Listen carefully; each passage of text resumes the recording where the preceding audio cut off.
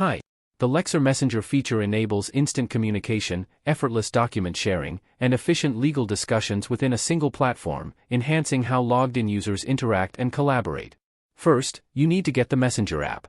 You can find it in the app's marketplace. Open Lexzur Marketplace, search for it and click on Get Now to install it.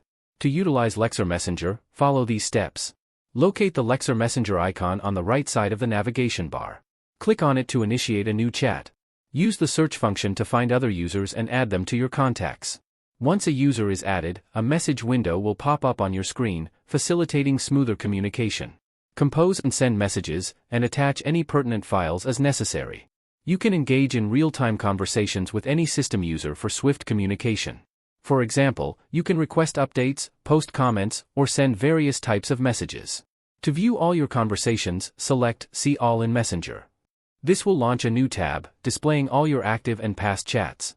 Users will notice the message alert on the Messenger icon indicating a new message has been received.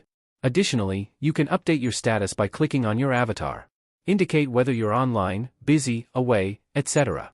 For more information about Lexzur, kindly reach out to us at help@lexzur.com.